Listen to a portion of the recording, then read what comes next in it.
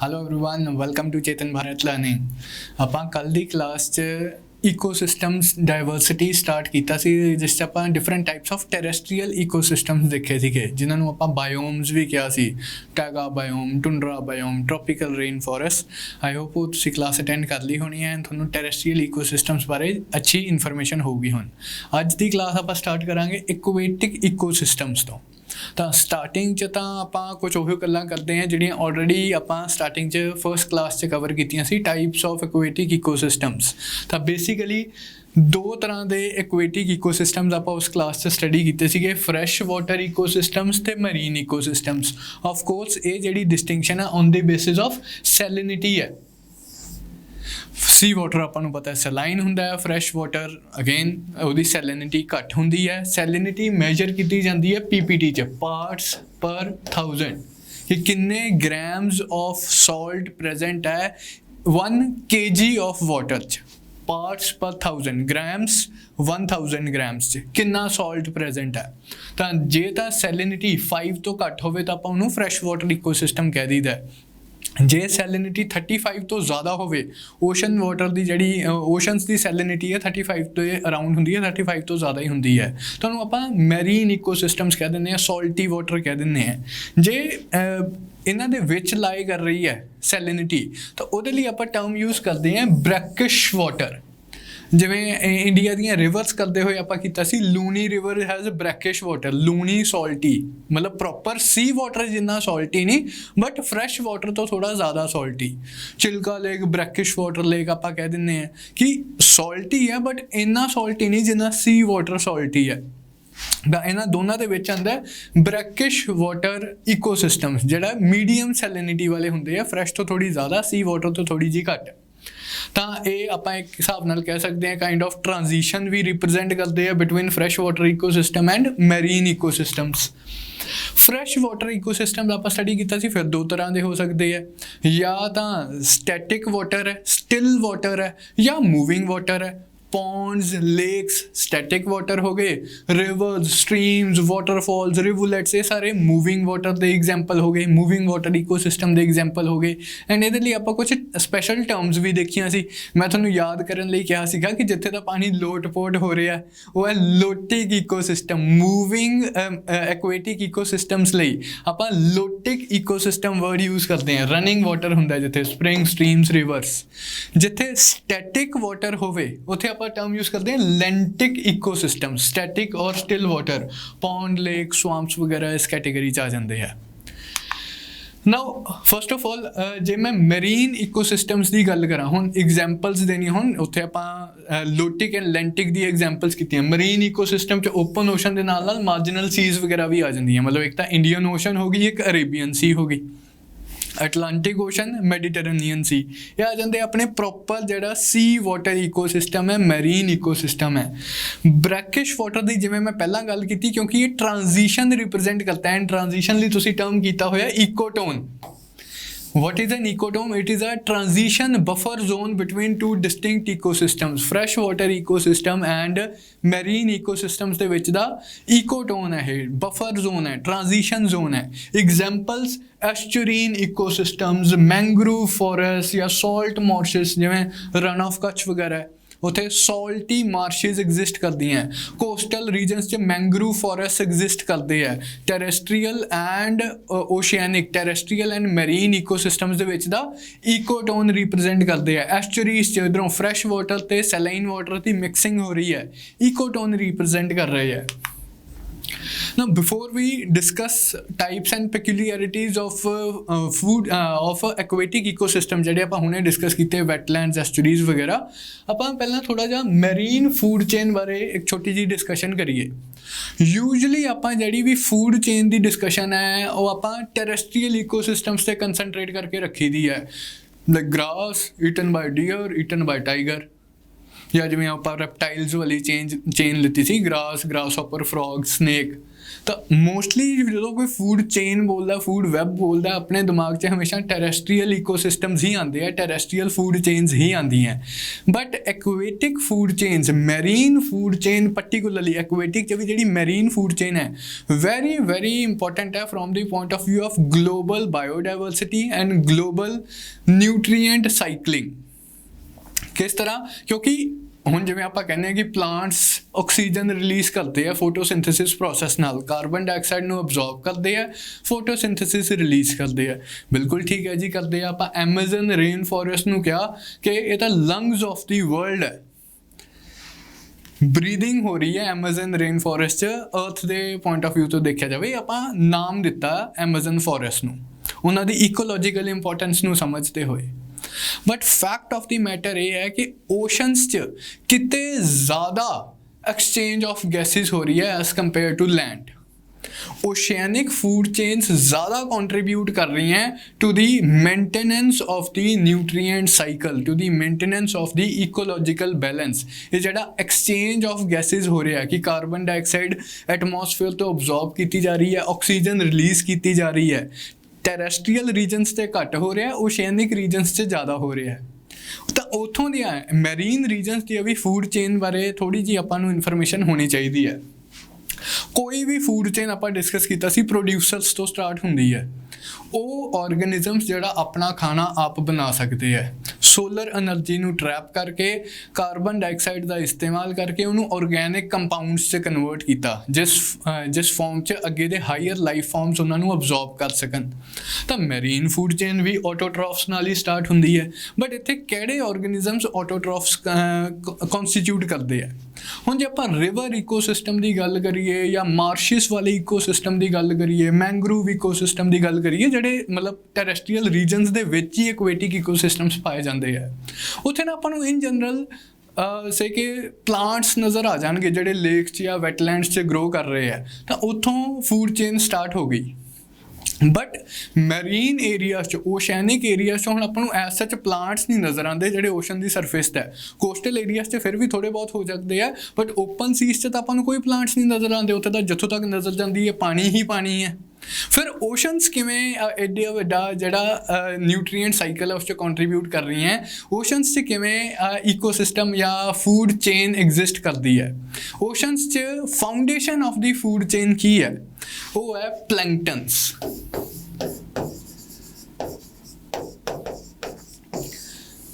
Very small microscopic organisms जिहड़े कि सी surface ते सी वाटर च सस्पेंडेड रहिंदे है।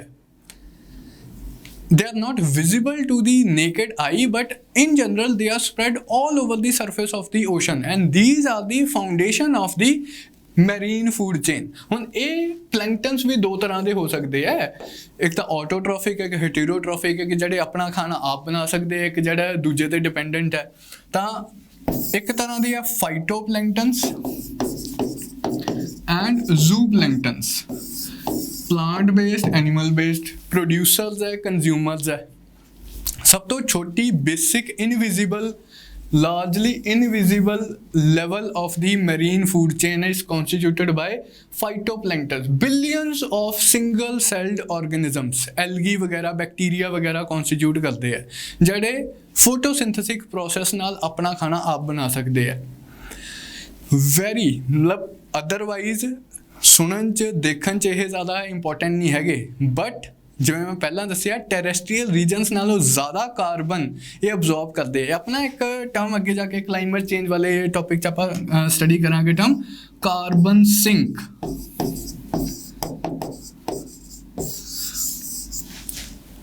वो रीजनस, वो चीज़ां जिहड़े एटमोसफेरिक कार्बन नूं अपने अंदर एब्जॉर्ब कर लैंदियां, अपने अंदर सिक्वेस्टर कर लैंदियां।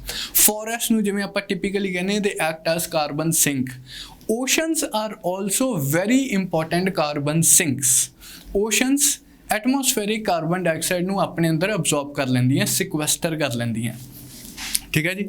ऑन दी कोस्ट मतलब मरीन एरियाज च ओपन सीज च फाइटोप्लैंक्टन्स कॉन्स्टिट्यूट करते हैं ऑटोट्रॉफिक लेवल, कोस्टल रीजनस च सी ग्रास सी वीड्स जेडे रूटेड प्लांट्स वगैरह या अदरवाइज विजिबल नेकड आई नूं जेडे विजिबल हुंदे आ सी ते ग्रो करने वाला ग्रास वगैरह they constitute the autotrophic level. Importance जिवें कि मैं पहले दस्सिया primary producers of the organic carbon and they produce more than half of the oxygen that we breathe on earth. ठीक है जी। ਲੈਵਲ 2 है अपना हर्बीवोर्स, जिवें टैरेस्ट्रीयल ईकोसिस्टम से भी आप स्टडी किया सी, बट इत्थे हुण हर्बीवोर्स कौन है? इत्थे हर्बीवोर्स है जूप्लैंक्टन्स, जिहदी मैं पहला भी गल कीती।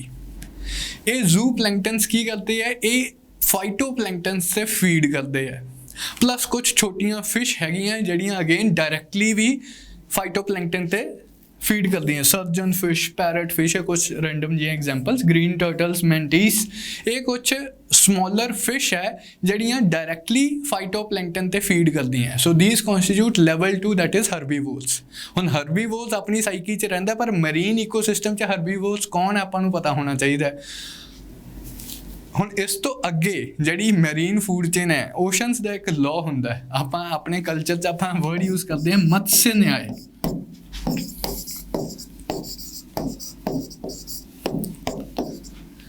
The law of the sea, the justice of the sea, कि ये मत्स्य न्याय, ये बड़ी मछली छोटी मछली को खाती है। जो माइट इज राइट नूं कहने का एक तरीका है, जिसकी लाठी उसकी भैंस। बड़ी मछली छोटी मछली को खाती है, दैट इज द मत्स्य न्याय। तो ये मरीन फूड चेन च आपां नूं इन जनरल देखने नूं मिलूगा। Every next level would consist of fish which would feed on smaller fish।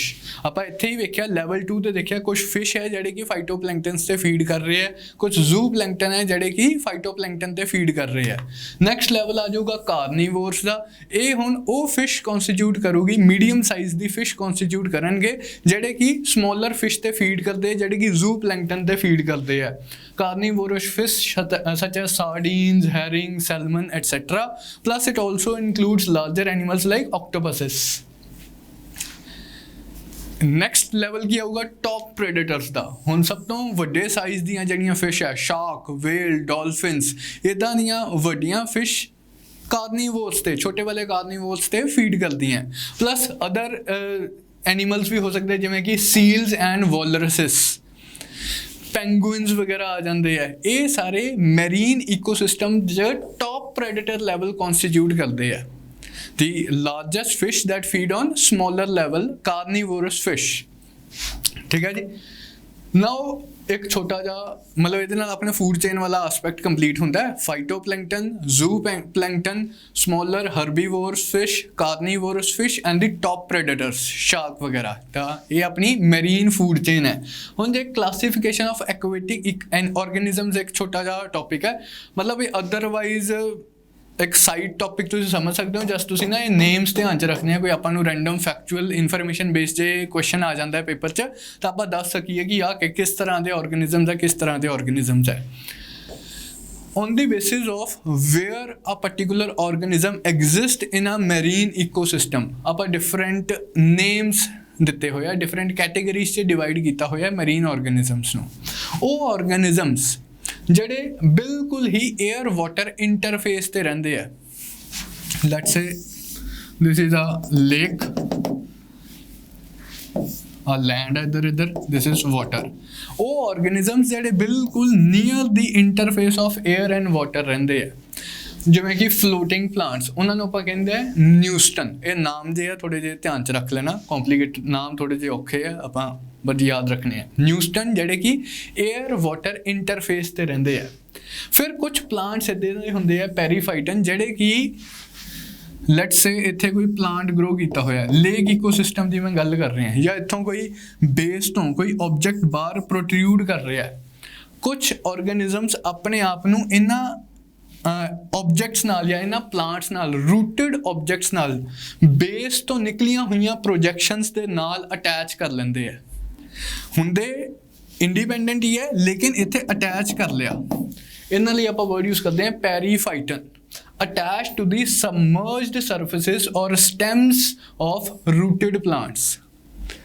ਰੂਟਡ plant ਅਲੱਗ ਹੈ, ਉਹਦੀ ਸਟੈਮ ਦੇ ਨਾਲ ਆਪਣੇ ਆਪ ਨੂੰ ਕਿਸੇ ਆਰਗੇਨਿਜ਼ਮ ਨੇ ਅਟੈਚ ਕਰ ਲਿਆ। ਇੱਥੋਂ ਕੋਈ ਲੈਟਸ ਸੇ ਰੌਕ ਪ੍ਰੋਟਿਊਡ ਕਰ ਰਹੀ ਹੈ ਬੇਸ ਤੋਂ, ਉਸ ਰੌਕ ਤੇ ਆਪਣੇ ਆਪ ਨੂੰ ਅਟੈਚ ਕਰ ਲਿਆ। ਤਾਂ ਨੀਅਰ ਦੀ ਬੇਸ ਜਿਹੜੇ ਆਰਗੇਨਿਜ਼ਮਸ ਐਗਜ਼ਿਸਟ ਕਰਦੇ ਹੈ but attached to rooted plants, not exactly attached to the bed itself। Then ਆਪਣੇ ਉਹੀ ਪਲੈਂਕਟਨਸ ਆ ਜਾਂਦੇ ਜਿਨ੍ਹਾਂ ਬਾਰੇ ਆਪਾਂ ਹੁਣੇ ਗੱਲ ਕੀਤੀ, ਫਾਈਟੋਪਲੈਂਕਟਨਸ, ਜ਼ੂਪਲੈਂਕਟਨਸ, ਮਾਈਕਰੋਸਕੋਪਿਕ ਫਲੋਟਿੰਗ ਆਰਗੇਨਿਜ਼ਮਸ। ਬੈਂਥੋਸ, ਇਹ ਬੈਂਥੋਸ ਵਾਲਾ ਇਨ ਜਨਰਲ ਜਿਹੜਾ ਆਪਾਂ ਟਰਮ ਹੈ ਬੈਂਥਿਕ ਪ੍ਰੋਵਿੰਸ ਆਪਾਂ ਟਰਮ ਯੂਜ਼ ਕਰਦੇ ਹਾਂ, ਬੈੱਡ ਦੇ ਨਾਲ ਐਸੋਸੀਏਟਡ ਹੈ।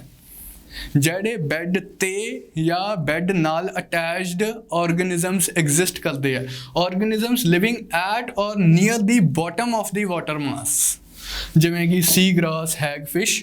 ਉਹ ਪਲਾਂਟਸ ਜਿਹੜੇ ਕਿ ਇੱਥੋਂ ਡਾਇਰੈਕਟਲੀ ਬੈੱਡ ਤੋਂ ਆ ਰਹੇ ਹੈ ਐਂਡ ਬੈੱਡ ਦੇ ਕੋਲੇ ਹੀ ਐਗਜ਼ਿਸਟ ਕਰ ਰਹੇ ਹੈ, ਦੇ ਆਰ ਬੈਂਥੋਸ। ਬੈਂਥ ਜਿੱਥੇ ਵੀ ਟਰਮ ਆ ਗਿਆ ਉਹ ਯਾਨੀ ਕਿ ਸੀ ਬੈੱਡ ਦੀ ਗੱਲ ਹੋ ਰਹੀ ਹੈ। ਨੈਕਟਨ ਕੀ ਹੈ? ਇਹ ਪਾਵਰਫੁਲ ਸਵਿਮਰਸ ਹੈ, ਜਿਵੇਂ ਲਾਰਜਰ ਫਿਸ਼, ਡੋਲਫਿਨਸ ਵਗੈਰਾ ਸਵਿਮ ਕਰ ਰਹੀਆਂ, ਜਿਹੜੀ ਪਾਣੀ ਦੇ ਨਾਲ ਬਹਿੰਦੀਆਂ ਨੇਗੀਆਂ, ਰਾਦਰ ਪਾਣੀ ਦੇ ਅਗੇਂਸਟ, ਕਰੰਟ ਦੇ ਅਗੇਂਸਟ ਵੀ ਸਵਿਮ ਕਰ ਸਕਦੀਆਂ।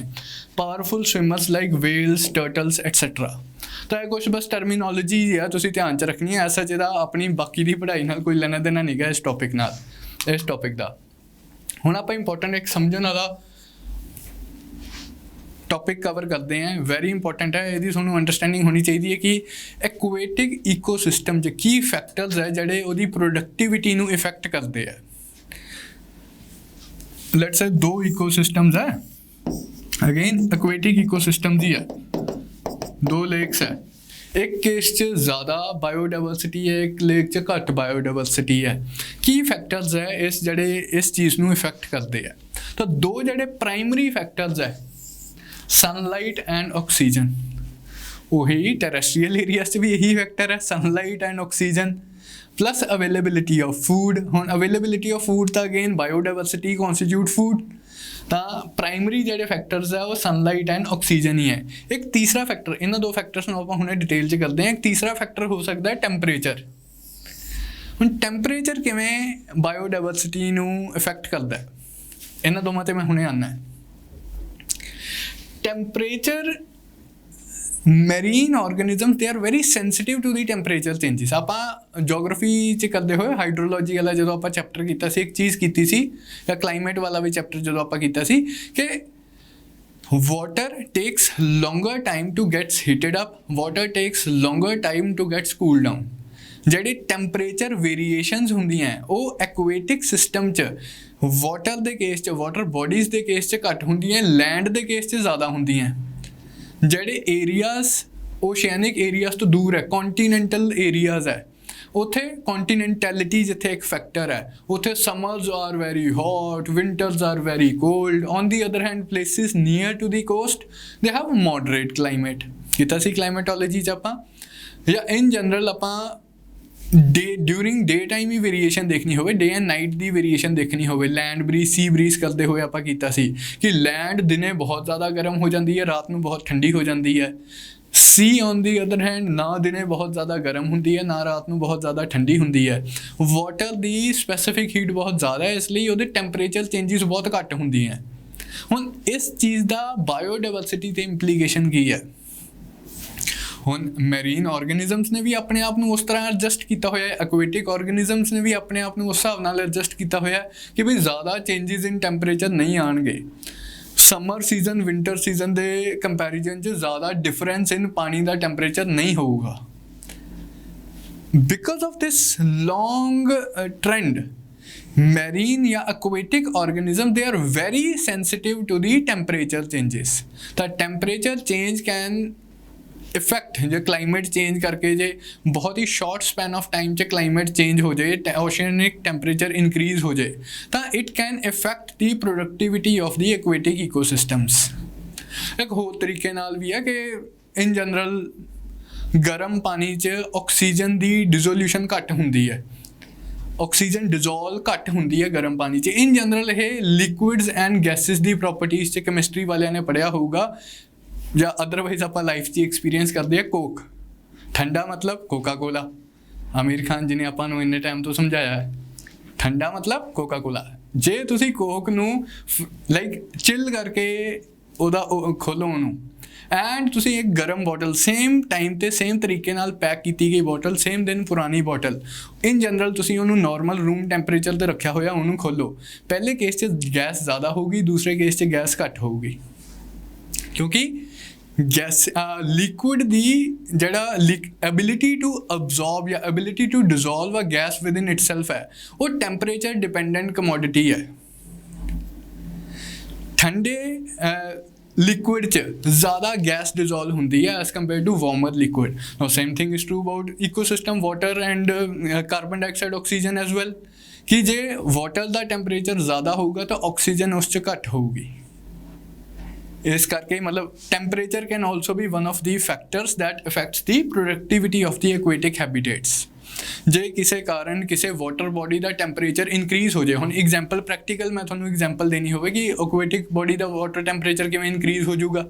ਇੱਕ ਲੇਕ ਸੀਗਾ, ਉੱਥੇ ਮਤਲਬ ਵਾਟਰ ਇੱਕ XYZ ਟੈਂਪਰੇਚਰ 'ਤੇ ਐਗਜ਼ਿਸਟ ਕਰਦਾ ਸੀ, X ਡਿਗਰੀ ਸੈਲਸੀਅਸ ਟੈਂਪਰੇਚਰ ਉਹਦਾ ਐਵਰੇਜ ਟੈਂਪਰੇਚਰ ਸੀ। ਉੱਥੇ ਮੈਂ ਉਹਦੇ ਨਾਲ ਹੀ ਇੱਕ ਇੰਡਸਟਰੀ ਲਾਤੀ, ਥਰਮਲ ਪਾਵਰ ਪਲਾਂਟ ਲਾਤਾ ਲੈਟਸ ਸੇ। ਹੁਣ ਥਰਮਲ ਪਾਵਰ ਪਲਾਂਟ 'ਚ ਹੌਟ ਵਾਟਰ ਇੱਕ ਬਾਈ ਪ੍ਰੋਡਕਟ ਹੈ, ਰਿਲੀਜ਼ ਕੀਤਾ ਜਾਂਦਾ ਵੇਸਟ ਪ੍ਰੋਡਕਟ ਹੈ। ਉਹ ਹੌਟ ਵਾਟਰ ਪਹਿਲੀ ਗੱਲ ਤਾਂ ਉਹ ਇੰਡਸਟਰੀਅਲ ਐਫਲੂਐਂਟਸ ਵਗੈਰਾ ਹੋਣਗੇ, ਉਸ 'ਚ ਕੈਮੀਕਲਸ ਵਗੈਰਾ ਹੋਣਗੇ, ਉਸ ਚੀਜ਼ ਨੂੰ ਇਗਨੋਰ ਕਰ ਦਿਓ ਕਿ ਮੈਂ ਕੈਮੀਕਲ ਸਾਰੇ ਰਿਮੂਵ ਕਰ ਦੇ, ਲੇਕਿਨ ਪਾਣੀ ਤਾਂ ਗਰਮ ਹੋਊਗਾ। ਉਹ ਗਰਮ ਪਾਣੀ ਮੈਂ ਲੇਕ 'ਚ ਰਿਲੀਜ਼ ਕਰਤਾ, ਲੇਕ ਦਾ ਪਾਣੀ ਦਾ ਟੈਂਪਰੇਚਰ ਇਨਕਰੀਜ਼ ਕਰੂਗਾ, ਬਾਇਓਡਾਇਵਰਸਿਟੀ 'ਤੇ ਇਫੈਕਟ ਆਊਗਾ, ਪ੍ਰੋਡਕਟਿਵਿਟੀ ਡਿਕਰੀਜ਼ ਕਰੂਗੀ ਐਕੁਆਟਿਕ ਹੈਬਿਟੇਟ ਦੀ। ਕਲੀਅਰ ਹੈ। ਹੁਣ ਆਉਂਦੇ ਆਪਾਂ ਸਨਲਾਈਟ ਐਂਡ ਆਕਸੀਜਨ ਵਾਲੇ ਪੁਆਇੰਟ 'ਤੇ। ਫਾਊਂਡੇਸ਼ਨ ਆਫ ਐਕੁਆਟਿਕ ਇਕੋਸਿਸਟਮ ਕੀ ਹੈ? ਉਹ ਤਾਂ ਆਟੋਟ੍ਰੋਫਸ ਹੀ ਹੈ। ਐਕੁਆਟਿਕ ਹੈ ਭਾਵੇਂ ਟੈਰੇਸਟਰੀਅਲ ਇਕੋਸਿਸਟਮ ਹੈ, autotrophs are the foundation of the aquatic ecosystems. Autotrophs ਕੀ ਕਰਦੇ ਆ ਆਪਣੀ ਲਾਈਫ 'ਚ? ਇਹ solar energy plus carbon dioxide ਨੂੰ ਕਨਵਰਟ ਕਰਦੇ ਆ ਆਰਗੈਨਿਕ ਕਾਰਬਨ 'ਚ, ਗਲੂਕੋਜ਼ 'ਚ ਕਨਵਰਟ ਕਰਤਾ, ਆਰਗੈਨਿਕ ਕਾਰਬਨ 'ਚ ਕਨਵਰਟ ਕਰਤਾ, ਜਿਸ ਫਾਰਮ 'ਚ carbon can be absorbed by higher life forms. ਇਹ ਜਿਹੜਾ ਪ੍ਰੋਸੈਸ ਹੈ it is dependent on solar energy. Photosynthesis process is dependent on solar energy. Light dependent process ਹੈ, ਨਾਮ ਹੀ ਉਹਦਾ ਫੋਟੋਸਿੰਥੇਸਿਸ ਹੈ। ਫੋਟੋ ਨਾਲ ਸਿੰਥੇਸਿਸ ਹੁੰਦੀ ਹੈ, ਲਾਈਟ ਨਾਲ ਸਿੰਥੇਸਿਸ ਹੁੰਦੀ ਹੈ।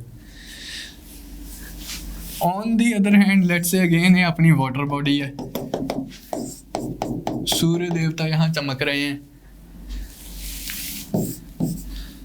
सनलाइट आई, एक पर्टिकुलर डेप्थ तक ही सनलाइट पेनिट्रेट कर सकती है। उस तो बाद मतलब लेक च तो चलो गल हो रहा है कि इन्नी किन्नी कोई डेप्थ हो जूगी। ओशनस की जे आपां गल करिए, एक पर्टिकुलर डेप्थ तो बाद सनलाइट पेनिट्रेट ही नहीं कर पाती, कंप्लीट डार्कनैस हुंदी है ओशनस च। तो ਜਿਹੜਾ ਜ਼ੋਨ ਹੀ ਜਿੱਥੇ ਲਾਈਟ ਨਹੀਂ ਜਾ ਰਹੀ ਹੈ, ਇਸੇ ਬੇਸਿਸ ਤੇ ਆਪਾਂ ਦੋ ਪਾਰਟਸ 'ਚ ਕਿਸੇ ਵੀ ਵਾਟਰ ਬੋਡੀ ਨੂੰ ਡਿਵਾਈਡ ਕਰ ਸਕਦੇ ਹਾਂ। ਇੱਕ ਉਹ ਜ਼ੋਨ ਜਿੱਥੇ ਸਨਲਾਈਟ ਪੈਨੀਟਰੇਟ ਕਰ ਰਹੀ ਹੈ, ਇੱਕ ਉਹ ਜ਼ੋਨ ਜਿੱਥੇ ਸਫੀਸ਼ੀਐਂਟ ਸਨਲਾਈਟ ਪੈਨੀਟਰੇਟ ਨਹੀਂ ਕਰ ਰਹੀ ਹੈ। ਇਹ ਹੈ ਏਫੋਟਿਕ ਜ਼ੋਨ ਔਰ ਇਹ ਹੈ ਫੋਟਿਕ ਜ਼ੋਨ, ਜਿੱਥੇ ਲਾਈਟ ਆ ਰਹੀ ਹੈ, ਸਫੀਸ਼ੀਐਂਟ ਲਾਈਟ ਆ ਰਹੀ ਹੈ। ਫੋਟਿਕ ਜ਼ੋਨ ਜਿੱਥੇ ਇਨਸਫੀਸ਼ੀਐਂਟ ਲਾਈਟ ਆ ਰਹੀ ਹੈ, ਏਫੋਟਿਕ ਜ਼ੋਨ। ਆਫ ਕੋਰਸ ਹੁਣ ਜੇ ਇਸ ਤੋਂ ਬਾਅਦ ਤੁਹਾਨੂੰ ਪੁੱਛਿਆ ਜਾਵੇ ਕਿ ਜ਼ਿਆਦਾ ਮੈਰੀਨ ਜਾਂ ਐਕੁਆਟਿਕ ਪ੍ਰੋਡਕਟਿਵਿਟੀ ਕਿੱਥੇ ਹੋਊਗੀ, ਦੱਸ ਸਕਦੇ ਹੋ ਤੁਸੀਂ? ਫੋਟਿਕ ਜ਼ੋਨ 'ਚ ਹੋਊਗੀ, ਕਿਉਂਕਿ ਸਨਲਾਈਟ ਪੈਨੀਟਰੇਟ ਕਰ ਰਹੀ ਹੈ। ਇੱਥੇ ਕਿਉਂਕਿ ਸਨਲਾਈਟ ਪੈਨੀਟ੍ਰੇਸ਼ਨ ਬਹੁਤ ਘੱਟ ਹੈ, ਇਸ ਕਰਕੇ ਪ੍ਰੋਡਕਟਿਵਿਟੀ ਵੀ ਬਹੁਤ ਘੱਟ ਹੋਊਗੀ। ਕੁਛ ਆਰਗੈਨਿਜ਼ਮਸ ਐਗਜ਼ਿਸਟ ਕਰਨਗੇ ਜਿਹੜੇ ਕਿ ਡੀਕੰਪੋਜ਼ਰਸ ਵਗੈਰਾ ਹੋਣਗੇ, ਬਟ ਐਜ਼ ਕੰਪੇਅਰ ਟੂ ਉੱਪਰ ਵਾਲਾ ਜ਼ੋਨ ਇੱਥੇ ਪ੍ਰੋਡਕਟਿਵਿਟੀ ਘੱਟ ਹੋਊਗੀ। ਅਗੇਨ ਹਾਈਡਰੋਲੋਜੀ ਵਾਲਾ ਚੈਪਟਰ ਯਾਦ ਕਰੋ, ਆਪਾਂ ਕੀਤਾ ਸੀ ਕੰਟੀਨੈਂਟਲ ਸ਼ੈਲਫ ਵਾਲਾ ਜਿਹੜਾ ਰੀਜਨ ਹੈ, ਉੱਥੇ ਸਭ ਤੋਂ ਜ਼ਿਆਦਾ ਮੈਰੀਨ ਬਾਇਓਡਾਇਵਰਸਿਟੀ ਪਾਈ ਜਾਂਦੀ ਹੈ। ਇੱਦਾਂ ਕਿਉਂ? ਕਿਉਂਕਿ ਉਹ ਸ਼ੈਲੋ ਰੀਜਨ ਹੈ, ਉੱਥੇ ਸਨਲਾਈਟ ਕੰਪਲੀਟ ਡੈਪਥ ਤੱਕ ਪੈਨੀਟਰੇਟ ਕਰਦੀ ਹੈ, ਉੱਥੇ ਰਿਸੋਰਸਿਸ ਅਵੇਲੇਬਲ ਹੈ, ਉੱਥੇ ਨਿਊਟ੍ਰੀਐਂਟਸ ਅਵੇਲੇਬਲ ਹੈ, ਬਾਇਓਡਾਇਵਰਸਿਟੀ ਨੇ ਤਾਂ ਰਿਚ ਹੋਣਾ ਹੀ ਹੈ। ਔਰ as compare to deep oceans ਜਿੱਥੇ ਡੀਪਰ ਰੀਜਨਸ ਤੱਕ ਸਨਲਾਈਟ ਹੀ ਪੈਨੀਟਰੇਟ ਨਹੀਂ ਕਰ ਸਕਦੀ ਹੈ। So the depth to which light can penetrate controls the extent of plant distribution. ਹੁਣ ਇਸ 'ਚ ਇੱਕ ਹੋਰ ਫੈਕਟਰ ਵੀ ਹੈ, ਤਾਂ ਜਨਰਲੀ ਡਿਸਕਸ਼ਨ ਹੋ ਗਈ। ਕੋਈ ਵੀ ਐਸਾ ਫੈਕਟਰ ਜਿਹੜਾ ਸਨਲਾਈਟ ਪੈਨੀਟ੍ਰੇਸ਼ਨ ਨੂੰ ਇਫੈਕਟ ਕਰੇ, ਸਨਲਾਈਟ ਪੈਨੀਟ੍ਰੇਸ਼ਨ ਨੂੰ ਹਿੰਡਰ ਕਰੇ, ਉਹਦੇ ਨਾਲ ਮੈਰੀਨ ਜਾਂ ਐਕੁਆਟਿਕ ਪ੍ਰੋਡਕਟਿਵਿਟੀ ਫਾਲ ਕਰਦੀ ਹੈ। ਲੈਟਸ ਸੇ ਕਾਫੀ ਮਡੀ ਵਾਟਰ ਹੈ, ਇੱਥੇ ਵਾਟਰ ਕਲੀਅਰ ਨਹੀਂ ਹੈਗਾ, ਕਾਫੀ ਮਡੀ ਵਾਟਰ ਹੈ, ਸਸਪੈਂਡਡ ਪਾਰਟੀਕਲਸ ਇੱਥੇ ਐਗਜ਼ਿਸਟ ਕਰਦੇ ਆ, ਕਲੀਅਰ ਵਾਟਰ ਨਹੀਂ ਹੈਗਾ। ਇਸ ਵਾਟਰ ਨੂੰ ਆਪਾਂ ਕਹਿੰਦੇ ਟਰਬਿਡ ਵਾਟਰ, ਟਰਬਿਡ ਵਾਟਰ, ਕਲੀਅਰ ਨਹੀਂ ਹੈਗਾ ਵਾਟਰ। ਸਨਲਾਈਟ ਪੈਨੀਟ੍ਰੇਸ਼ਨ ਇਫੈਕਟ ਹੋਈ, ਉਹਦੇ ਨਾਲ Marine productivity, aquatic productivity effect ਹੋਈ। ਕਲੀਅਰ ਲੇਕ ਤੇ ਮਡੀ ਲੇਕ 'ਚ ਇਹ ਡਿਫਰੈਂਸ ਤੁਹਾਨੂੰ ਪਤਾ ਚੱਲ ਗਿਆ, ਕਿਸ ਕੇਸ 'ਚ ਬਾਇਓਡਾਇਵਰਸਿਟੀ ਜ਼ਿਆਦਾ ਹੋਊਗੀ। ਕੋਈ ਹੋਰ ਆਪਾਂ ਐਗਜ਼ਾਮਪਲ ਲੈ ਲਈਏ, ਲੈਟਸ ਸੇ ਕਿ ਇੱਥੇ ਐਲਗੀ ਦੀ ਗਰੋਥ ਹੋ ਗਈ ਹੈ, ਪੂਰਾ ਲੇਕ ਗ੍ਰੀਨ ਹੋਇਆ ਪਿਆ, ਇੱਥੇ ਐਲਗੀ ਦੀ ਗਰੋਥ ਹੋ ਗਈ ਹੈ, ਲੇਕ ਦੀ ਸਰਫੇਸ ਤੇ ਐਲਗਲ ਬਲੂਮ ਹੋ ਗਿਆ। ਸਨਲਾਈਟ ਪੈਨੀਟ੍ਰੇਸ਼ਨ ਇਫੈਕਟ ਹੋਈ, ਗ੍ਰੀਨ ਕਲਰ ਦੀ ਇੱਕ ਲੇਅਰ ਹੀ ਡਿਪੋਜ਼ਿਟ ਹੋ ਗਈ ਸਰਫੇਸ ਤੇ, ਤੇ ਸਨਲਾਈਟ ਦੀ ਪੈਨੀਟ੍ਰੇਸ਼ਨ ਇਫੈਕਟ ਹੋਈ, ਮਰੀਨ ਪ੍ਰੋਡਕਟਿਵਿਟੀ ਅਲਟੀਮੇਟਲੀ ਇਫੈਕਟ ਹੋ ਜੂਗੀ। ਉਸ ਪੁਆਇੰਟ ਤੇ ਆਪਾਂ ਆਵਾਂਗੇ, ਆਪਣਾ ਨੈਕਸਟ ਟੌਪਿਕ ਇਹੀ ਹੈ ਯੂਟ੍ਰੋਫਿਕੇਸ਼ਨ, ਉਸ 'ਚ ਆਪਾਂ ਇਹ ਵਾਲਾ ਐਸਪੈਕਟ ਡਿਟੇਲ 'ਚ ਕਵਰ ਕਰਾਂਗੇ। ਕੋਈ ਵੀ ਫੈਕਟਰ, ਮੇਰੇ ਕਹਿਣ ਦਾ ਮਤਲਬ, ਜਿਹੜਾ ਕਿ ਸਨਲਾਈਟ ਪੈਨੀਟ੍ਰੇਸ਼ਨ ਨੂੰ ਹਿੰਡਰ ਕਰੂਗਾ, ਉਹ ਮੈਰੀਨ ਪ੍ਰੋਡਕਟਿਵਿਟੀ ਨੂੰ ਵੀ ਇਫੈਕਟ ਕਰੂਗਾ। ਤਾਂ ਫੋਟਿਕ ਜ਼ੋਨਸ ਆਪਾਂ ਆਲਰੇਡੀ ਕਵਰ ਕੀਤੇ। ਦੂਸਰਾ ਹੈਗਾ ਡਿਜ਼ੋਲਵਡ ਆਕਸੀਜਨ। ਐਕੁਆਟਿਕ ਫੂਡ ਚੇਨ 'ਚ ਵੀ, ਐਕੁਆਟਿਕ ਜਿਹੜੀ ਆਪਾਂ ਹੁਣੇ ਡਿਸਕਸ਼ਨ ਕੀਤੀ ਮੈਰੀਨ ਫੂਡ ਚੇਨ, ਉਸ 'ਚ ਵੀ ਆਰਗੈਨਿਜ਼ਮਸ ਨੂੰ, ਭਾਵੇਂ ਐਕੁਆਟਿਕ ਆਰਗੈਨਿਜ਼ਮਸ ਆ ਭਾਵੇਂ ਟੈਰੈਸਟਰੀਅਲ ਆਰਗੈਨਿਜ਼ਮਸ ਹੈ, ਉਹਨਾਂ ਨੂੰ ਰੈਸਪੀਰੇਸ਼ਨ ਕਰਨ ਲਈ ਆਕਸੀਜਨ ਚਾਹੀਦੀ ਹੈ। ਆਕਸੀਜਨ ਕਿੱਥੋਂ ਆਉਂਦੀ? ਹੁਣ ਆਪਾਂ ਆਕਸੀਜਨ ਤਾਂ ਡਾਇਰੈਕਟਲੀ ਐਟਮੋਸਫੇਅਰ ਤੋਂ ਲੈ ਲੈਂਦੇ ਹਾਂ, ਲੇਕਿਨ ਫਿਸ਼ ਆਕਸੀਜਨ ਕਿੱਥੋਂ ਲੈਣਗੇ? ਪਲਾਂਟਸ ਨੂੰ ਵੀ ਰੈਸਪੀਰੇਸ਼ਨ ਕਰਨ ਲਈ ਆਕਸੀਜਨ ਚਾਹੀਦੀ ਹੈ, ਉਹ ਆਕਸੀਜਨ ਕਿੱਥੋਂ ਲੈਣਗੇ? ਉਹ ਆਕਸੀਜਨ ਲੈਂਦੇ ਆ, ਉਹ oxygen that is dissolved in water, ਇਹਨੂੰ ਆਪਾਂ ਕਹਿੰਦੇ DO, ਡਿਜ਼ੋਲਵਡ ਆਕਸੀਜਨ। ਹੁਣ ਓਬਵੀਅਸ ਜੀ ਗੱਲ ਹੈ ਕਿ ਏਅਰ ਦੇ ਕੰਟੈਕਸਟ 'ਚ, ਏਅਰ ਦੇ ਕੰਪੈਰੀਜ਼ਨ 'ਚ ਵਾਟਰ 'ਚ ਜਿਹੜੀ ਆਕਸੀਜਨ ਦਾ ਕੰਟੈਂਟ ਆ ਉਹ ਬਹੁਤ ਘੱਟ ਹੋਊਗਾ। Like very little oxygen would be available in the water, dissolved in the water as compared to atmospheric oxygen. इसलिए ਆਪਾਂ ਉਸ water 'ਚ adjust ਨਹੀਂ ਕਰ ਸਕਦੇ। We cannot take oxygen from the water. But ਜਿਹੜੇ organisms adapted to live in aquatic ecosystems ਹੈ, they can take the oxygen dissolved in water as well. Fish ਵਗੈਰਾ ਜਾਂ aquatic plants ਵਗੈਰਾ। ਹੁਣ ਸਵਾਲ ਉੱਠਦਾ ਕਿ oxygen ਵਾਟਰ 'ਚ ਆਈ ਕਿਵੇਂ? How does oxygen gets dissolved in water? ਇਹਦੇ ਦੋ ਤਰੀਕੇ ਹੋ ਸਕਦੇ ਆ। ਇੱਕ ਤਾਂ ਆਪਾਂ ਹੁਣੇ ਪਿੱਛੇ ਵਾਲੀ ਸਲਾਈਡ 'ਚ ਹੀ ਡਿਸਕਸ ਕੀਤਾ ਕਿ ਇੱਥੇ ਫਾਈਟੋਪਲੈਂਕਟਨਸ ਐਗਜ਼ਿਸਟ ਕਰਦੇ ਆ, ਇੱਥੇ ਆਟੋਟ੍ਰੋਫਸ ਐਗਜ਼ਿਸਟ ਕਰਦੇ ਆ, ਕੋਈ ਲੇਕ ਵਗੈਰਾ ਤਾਂ ਇੱਥੇ ਕੁਝ ਪ੍ਰੋਪਰ ਪਲਾਂਟਸ ਵੀ ਐਗਜ਼ਿਸਟ ਕਰਦੇ ਹੋ ਸਕਦੇ ਆ, ਕੋਈ ਸੀ ਗ੍ਰਾਸਿਸ ਐਗਜ਼ਿਸਟ ਕਰਦੀਆਂ ਹੋ ਸਕਦੀਆਂ। Level 1 of the aquatic food chain exist ਕਰਦਾ ਹੈ, ਆਟੋਟ੍ਰੋਫਿਕ ਲੈਵਲ ਐਗਜ਼ਿਸਟ ਕਰਦਾ ਹੈ, ਉਹ ਆਕਸੀਜਨ ਰਿਲੀਜ਼ ਕਰਦਾ, ਉਹ ਕਾਰਬਨ ਡਾਈਆਕਸਾਈਡ ਲੈਂਦਾ ਹੈ ਐਂਡ ਉਹਨੂੰ ਕਨਵਰਟ ਕਰ ਦਿੰਦਾ ਕਾਰਬਨ ਕੰਪਾਊਂਡ 'ਚ, and in the process oxygen release ਕਰਦਾ ਹੈ। ਇੱਕ ਤਾਂ ਉਸ ਪ੍ਰੋਸੈਸ ਨਾਲ ਆ ਗਈ ਬਾਈ ਦੀ ਆਟੋਟ੍ਰੋਫਸ। ਦੂਸਰਾ ਕੀ ਪ੍ਰੋਸੈਸ ਹੋ ਸਕਦਾ ਹੈ? ਇੱਕ ਨਾ ਇਨ ਜਨਰਲ ਇੰਟਰਚੇਂਜ ਆਫ ਗੈਸਿਸ ਚੱਲਦਾ ਰਹਿੰਦਾ ਹੈ। ਐਟਮੋਸਫੇਅਰ 'ਚ ਆਕਸੀਜਨ ਪ੍ਰੈਜ਼ੈਂਟ ਹੈ, oxygen tends to get dissolved into water at the surface, at the interface between air and water. Puri surface ਤੇ ਕੰਟੀਨਿਊਸ ਐਕਸਚੇਂਜ ਆਫ ਗੈਸਿਸ ਹੁੰਦਾ ਰਹਿੰਦਾ ਹੈ। ਥੋੜੀ ਜਿਹੀ ਆਕਸੀਜਨ ਇੱਥੋਂ ਅਬਜ਼ੌਰਬ ਕਰ ਲੈਂਦਾ ਹੈ, ਥੋੜੀ ਜਿਹੀ ਆਕਸੀਜਨ ਇੱਥੋਂ ਰਿਲੀਜ਼ ਕਰ ਦਿੰਦਾ ਹੈ। ਟਿਪੀਕਲੀ ਇੱਕ ਇਕੁਇਲਿਬ੍ਰੀਅਮ ਜਿਹਾ ਐਸਟੈਬਲਿਸ਼ ਹੋ ਜਾਂਦਾ ਹੈ। Same is true about carbon dioxide also. Carbon dioxide ਵੀ ਕੰਟੀਨਿਊਸਲੀ ਨੀਚੇ ਆਉਂਦੀ ਰਹਿੰਦੀ ਹੈ, ਕੰਟੀਨਿਊਸਲੀ ਇਹ ਰਿਲੀਜ਼ ਕਰਦਾ ਰਹਿੰਦਾ, ਐਟਮੋਸਫੇਅਰ 'ਚ ਜਾਂਦੀ ਰਹਿੰਦੀ ਹੈ। ਇੱਕ ਇਕੁਇਲਿਬ੍ਰੀਅਮ ਜਿਹਾ ਐਗਜ਼ਿਸਟ ਕਰਦਾ ਹੈ ਕਿ ਕਿੰਨੀ ਕਾਰਬਨ ਡਾਈਆਕਸਾਈਡ ਨੀਚੇ ਆ ਗਈ, ਕਿੰਨੀ ਕਾਰਬਨ ਡਾਈਆਕਸਾਈਡ ਉੱਪਰ ਚਲੀ ਗਈ। ਐਂਡ ਇਨ ਜਨਰਲ ਕਿਉਂਕਿ ਆਪਾਂ ਕਹਿ ਰਹੇ ਹਾਂ ਕਿ ਮੈਰੀਨ ਜਿਹੜਾ ਆਟੋਟ੍ਰੋਫਸ ਹੈ, ਮੈਰੀਨ ਫਾਈਟੋਪਲੈਂਕਟਨਸ ਵਗੈਰਾ, ਉਹ ਬਹੁਤ ਜ਼ਿਆਦਾ ਆਕਸੀਜਨ ਪ੍ਰੋਡਿਊਸ ਕਰ ਰਹੇ ਐਜ਼ ਕੰਪੇਅਰ ਟੂ ਟੈਰੈਸਟਰੀਅਲ ਇਕੋਸਿਸਟਮਸ। ਤਾਂ ਇੱਥੋਂ ਨੈਟ ਆਕਸੀਜਨ ਉੱਪਰ ਨੂੰ ਜਾ ਰਹੀ ਹੈ, ਬਟ ਇਹਦਾ ਮਤਲਬ ਇਹ ਨਹੀਂ ਕਿ ਸਿਰਫ ਆਕਸੀਜਨ ਉੱਪਰ ਹੀ ਜਾ ਰਹੀ ਹੈ। At the interface oxygen atmosphere ਤੋਂ ਨੀਚੇ ਅਬਜ਼ੌਰਬ ਵੀ ਹੋ ਰਹੀ ਹੈ। In general interchange of gases ਹੋ ਰਿਹਾ on the interface between air and water, not visible obviously to our naked eyes. ਤਾਂ ਇਹਨਾਂ ਦੋ ਤਰੀਕਿਆਂ ਨਾਲ ਆਕਸੀਜਨ ਆਉਂਦੀ ਹੈ ਕਿਸੇ ਵੀ ਵਾਟਰ ਬੋਡੀ 'ਚ। ਐਂਡ ਬਟ ਇਹ ਤੁਸੀਂ ਗੱਲ ਯਾਦ ਰੱਖਣੀ ਹੈ, ਅਦਰ ਗੈਸਿਸ ਲਈ ਵੀ ਇਹ ਗੱਲ ਟਰੂ ਹੈ, ਨਾਈਟ੍ਰੋਜਨ ਲਈ ਵੀ ਇਹ ਗੱਲ ਟਰੂ ਹੈ, ਕਾਰਬਨ ਡਾਈਆਕਸਾਈਡ ਲਈ ਵੀ ਇਹ ਗੱਲ ਟਰੂ ਹੈ। ਉਹ ਜਿਹੜਾ ਆਪਾਂ ਕਹਿੰਦੇ ਹਾਂ ਕਿ oceans act as carbon sinks, ਉਹ ਇਸੇ ਕਰਕੇ ਕਹਿੰਦੇ हैं क्योंकि carbon dioxide from the atmosphere it is sequestered, it is absorbed by the water bodies, it is absorbed by the oceans. ਹੁਣ ਜਿਵੇਂ ਕਿ ਮੈਂ ਪਹਿਲਾਂ ਗੱਲ ਕੀਤੀ ਸੀ ਕਿ ਕੋਕਾ ਠੰਡਾ ਮਤਲਬ Coca Cola the DO level in water is influenced by temperature oxygen is less soluble in warm water clear ਆਪਾਂ ਡਿਸਕਸ ਕੀਤਾ ਇੱਕ ਹੋਰ ਤਰੀਕੇ ਨਾਲ ਵਾਰਮ ਵਾਟਰ ਇਫੈਕਟ ਕਰਦਾ ਹੈ ਡਿਜ਼ੋਲਵਡ ਆਕਸੀਜਨ ਲੈਵਲ ਨੂੰ bacterial activity decomposition ਆਪਾਂ ਨੂੰ ਪਤਾ ਕਿ when plants and animals die their bodies are decomposed by the decomposers bacteria ਵਗੈਰਾ ਐਕਟ ਕਰਦੇ ਆ ਬੋਡੀ ਤੇ ਐਂਡ ਉਹ ਕਾਰਬਨ ਜਿਹੜੇ ਡਿਫਰੈਂਟ ਕੰਪਾਊਂਡਸ ਹੈ ਨਾਈਟ੍ਰੋਜਨ ਕੰਪਾਊਂਡ ਸੋਇਲ 'ਚ ਚਲੇ ਜਾਂਦੇ ਆ ਕਾਰਬਨ ਡੀਕੰਪੋਜ਼ ਹੋ ਕੇ ਕਾਰਬਨ ਡਾਈਆਕਸਾਈਡ 'ਚ ਕਨਵਰਟ ਹੋ ਜਾਂਦਾ ਹੈ ਐਂਡ ਆਲ ਦੋਸ ਥਿੰਗਸ ਡੀਕੰਪੋਜੀਸ਼ਨ ਹੋ ਜਾਂਦੀ ਹੈ ਇਹ ਜਿਹੜੀ ਬੈਕਟੀਰੀਅਲ ਐਕਟੀਵਿਟੀ ਹੈ ਇਹ ਜਿਹੜੀ ਡੀਕੰਪੋਜ਼ਿੰਗ ਐਕਟੀਵਿਟੀ ਹੈ ਇਹ ਟੈਂਪਰੇਚਰ ਡਿਪੈਂਡੈਂਟ ਹੈ ਹੁਣ ਆਪਾਂ ਨੂੰ ਪਤਾ ਠੰਡੇ ਟੈਂਪਰੇਚਰ 'ਚ ਬੈਕਟੀਰੀਆ ਘੱਟ ਐਕਟਿਵ ਹੁੰਦਾ ਘੱਟ ਕੰਮ ਕਰਦਾ ਮਤਲਬ ਸਲੋ ਕੰਮ ਕਰਦਾ ਹੈ on the other hand tropical temperature 'ਚ ਵਾਰਮ ਟੈਂਪਰੇਚਰ 'ਚ ਬੈਕਟੀਰੀਆ ਜ਼ਿਆਦਾ ਐਕਟਿਵ ਹੋ ਜਾਂਦਾ ਤਾਂ ਇਹ ਡੀਕੰਪੋਜ਼ਰ ਐਕਟੀਵਿਟੀ ਵੀ ਐਕਸਲਰੇਟ ਹੋ ਜਾਂਦੀ ਹੈ ਗਰਮ ਪਾਣੀ 'ਚ ਵਿਦ ਦੀ ਹਾਇਰ ਟੈਂਪਰੇਚਰ ਹੁਣ ਇਹਦਾ ਡੀਓ ਲੈਵਲ ਨਾਲ ਕੀ ਲੈਣਾ ਦੇਣਾ ਡੀਕੰਪੋਜੀਸ਼ਨ ਕੀ ਹੈ बेसिकली ऑक्सीडेशन ही तो हो रही है कार्बन कंपाउंड्स कार्बन डाइऑक्साइड च कन्वर्ट हो रहे हैं ਜਿਹੜੀ ਆਪਣੀ ਬੋਡੀ 'ਚ ਆਰਗੈਨਿਕ ਕਾਰਬਨ ਹੈ ਅਲਟੀਮੇਟਲੀ ਡੀਕੰਪੋਜ਼ਰਸ ਕੀ ਕਰਦੇ ਆ ਬੈਕਟੀਰੀਆ ਕੀ ਕਰਦੇ ਆ ਆਪਣੀ ਬੋਡੀ ਦੇ ਕਾਰਬਨਸ ਨੂੰ ਡੈਡ ਜਿਹੜੀ ਬੋਡੀ ਹੈ ਉਹਦੇ ਕਾਰਬਨ ਨੂੰ ਆਰਗੈਨਿਕ ਕਾਰਬਨ ਨੂੰ ਕਾਰਬਨ ਡਾਈਆਕਸਾਈਡ 'ਚ ਕਨਵਰਟ ਕਰ ਦਿੰਦੇ ਆ ਆਕਸੀਡੇਸ਼ਨ ਕਰ ਦਿੰਦੇ ਆ ਉਹਦੀ ਆਕਸੀਡੇਸ਼ਨ ਲਈ ਆਕਸੀਜਨ ਤਾਂ ਚਾਹੀਦੀ ਹੈ ਐਰੋਬਿਕ ਬੈਕਟੀਰੀਆ ਕੁਝ ਬੈਕਟੀਰੀਆ ਹੁੰਦੇ ਐਨਾਰੋਬਿਕ ਬੈਕਟੀਰੀਆ एरोबिक एयर का इस्तेमाल करके ऑक्सीजन का इस्तेमाल करके ਜਿਹੜੇ ਡੀਕੰਪੋਜੀਸ਼ਨ ਕਰਦੇ ਆ एनारोबिक बैक्टीरिया ਜਿਹੜੇ एयर ਦੀ ਐਬਸੈਂਸ 'ਚ ਵੀ ਡੀਕੰਪੋਜੀਸ਼ਨ ਕਰ ਦਿੰਦੇ ਆ ਹੁਣ ਜੇ ਆਕਸੀਜਨ ਹੁੰਦੀ ਨਹੀਂ ਫਿਰ ਕੀ ਕਰਦੇ ਆ ਡੀਕੰਪੋਜੀਸ਼ਨ ਉਸ ਕੇਸ 'ਚ ਕਾਰਬਨ ਡਾਈਆਕਸਾਈਡ ਨਹੀਂ ਬਣੂਗੀ ਕਿਉਂਕਿ ਆਕਸੀਜਨ ਚਾਹੀਦੀ ਹੈ ਕਾਰਬਨ ਡਾਈਆਕਸਾਈਡ ਨੂੰ CO2 ਜੇ ਉਹ ਹੀ ਨਹੀਂ ਹੋਊਗੀ ਤਾਂ CO2 ਕਿਵੇਂ ਹੋਊਗੀ ਉਸ ਕੇਸ 'ਚ ਫਿਰ ਕਾਰਬਨ ਡਾਈਆਕਸਾਈਡ ਨਹੀਂ ਬਣਦੀ ਉਸ ਕੇਸ 'ਚ ਮੀਥੇਨ ਬਣਦੀ ਹੈ CH4 ਤਾਂ ਐਨਾਰੋਬਿਕ ਬੈਕਟੀਰੀਆ ਕਾਰਬਨ ਨੂੰ ਮੀਥੇਨ 'ਚ ਕਨਵਰਟ ਕਰ ਦਿੰਦਾ ਹੈ ਐਰੋਬਿਕ ਬੈਕਟੀਰੀਆ ਡੈਡ ਕਾਰਬਨ ਨੂੰ ਕਾਰਬਨ ਡਾਈਆਕਸਾਈਡ 'ਚ ਕਨਵਰਟ ਕਰ ਦਿੰਦਾ ਹੈ ਤਾਂ ਮੋਸਟਲੀ ਐਰੋਬਿਕ ਕੰਡੀਸ਼ਨਸ 'ਚ ਹੀ ਆਕਸੀਡੇਸ਼ਨ ਹੁੰਦੀ ਹੈ ਇਹ ਜ਼ਿਆਦਾ ਡੋਮੀਨੈਂਟ ਪ੍ਰੋਸੈਸ ਹੈ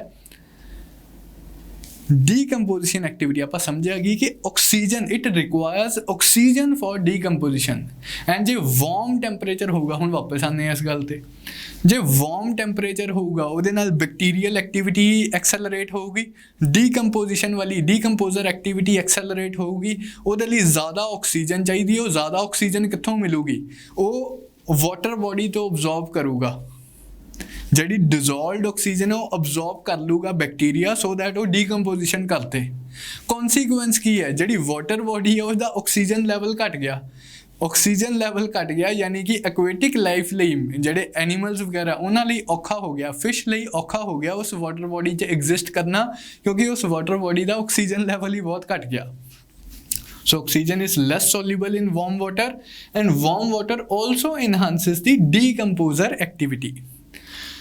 ਹੁਣ ਥੱਲੇ ਥੋੜੇ ਜਿਹੇ ਆਪਾਂ ਨੂੰ ਰੈਫਰੈਂਸ ਲਈ ਤੁਹਾਨੂੰ ਫਿਗਰਸ ਦਿੱਤੀਆਂ ਜੇ ਏਅਰ ਦੀ ਗੱਲ ਕਰੀਏ ਤਾਂ 10 ppm ਹੁੰਦਾ ਪਾਰਟਸ ਪਰ ਮਿਲੀਅਨ ਹੈ ਹੁਣ ਉੱਥੇ ਆਪਾਂ PPT ਕੀਤਾ ਸੀ ਪਾਰਟਸ ਪਰ 1000 ਏਅਰ 'ਚ ਅਰਾਊਂਡ 10 ppm ਹੁੰਦੀ ਹੈ ਆਕਸੀਜਨ ਕੰਸਨਟ੍ਰੇਸ਼ਨ ਨਾਰਮਲ ਫਰੈਸ਼ ਵਾਟਰ 'ਚ ਜਿਹਨੂੰ ਆਪਾਂ ਹੈਲਦੀ ਫਰੈਸ਼ ਵਾਟਰ ਕਹਿੰਦੇ ਹਾਂ ਉਹ 'ਚ 3 to 5 ppm ਹੁੰਦੀ ਹੈ ਡਿਜ਼ੋਲਵਡ ਆਕਸੀਜਨ ਲੈਵਲ ਜੇ ਡਿਜ਼ੋਲਵਡ ਆਕਸੀਜਨ ਲੈਵਲ ਘੱਟ ਹੈ ਇਹਦਾ ਮਤਲਬ ਵਾਟਰ ਬੋਡੀ ਫਿਟ ਨਹੀਂ ਹੈਗੀ ਐਕੁਆਟਿਕ ਲਾਈਫ ਨੂੰ ਸਪੋਰਟ ਕਰਨ ਲਈ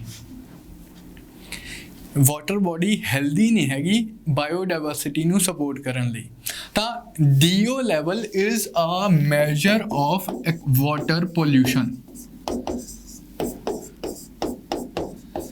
वाटर पोल्यूशन वाला आप जो टॉपिक करांगे वो मेजर्स ऑफ वाटर पोल्यूशन करांगे BOD COD एंड DO ये तीन मेजर्स आप यूजली यूज़ करते हैं टू मेजर वाटर पोल्यूशन कि DO ਲੈਵਲ ਕਿੰਨਾ ਹੈ ਇਸ ਵਾਟਰ ਬੋਡੀ ਦਾ ਆ ਰਿਵਰ ਆਪਾਂ ਚੈੱਕ ਕਰਨਾ ਚਾਹੁੰਦੇ ਹਾਂ ਕਿੰਨੀ ਪੋਲਿਊਟਡ ਹੈ ਇਹਦਾ DO ਲੈਵਲ ਚੈੱਕ ਕਰੋ ਜੇ ਸਫੀਸ਼ੀਐਂਟ DO ਲੈਵਲ ਹੈ ਤਾਂ ਵਾਟਰ ਬੋਡੀ ਠੀਕ ਹੈ ਜੇ DO ਲੈਵਲ ਘੱਟ ਹੈ ਯਾਨੀ ਕਿ ਇਹ ਪੋਲਿਊਟਡ ਹੈ ਮਰੀਨ ਲਾਈਫ ਨੂੰ ਇਹ ਸਪੋਰਟ ਨਹੀਂ ਕਰ ਸਕਦੀ ਠੀਕ ਹੈ ਜੀ ਹੁਣ DO ਦੇ ਨਾਲ ਹੀ ਇਸੇ ਚੀਜ਼ ਦੇ ਨਾਲ ਹੀ ਐਸੋਸੀਏਟਡ ਮਤਲਬ ਇਸ ਚੀਜ਼ ਪਲੱਸ ਪਿੱਛੇ ਵਾਲਾ ਦੋਨਾਂ ਦਾ ਕੰਬੀਨੇਸ਼ਨ ਹੈ ਇੱਕ ਆ ਵਾਲੀ ਚੀਜ਼ ਫਿਨੋਮੇਨਾ ਆਪਾਂ ਅਬਜ਼ਰਵ ਕਰੀਦਾ ਵਿੰਟਰ ਕਿਲ ਹਾਇਰ ਲੈਟੀਟਿਊਡ 'ਚ ਆਲਟੀਟਿਊਡ 'ਚ ਕਈ ਵਾਰੀ ਕੀ ਹੁੰਦਾ सर्दियों 'ਚ बहुत ज़्यादा ठंड पैंदी है because of extremely low temperatures in winter season.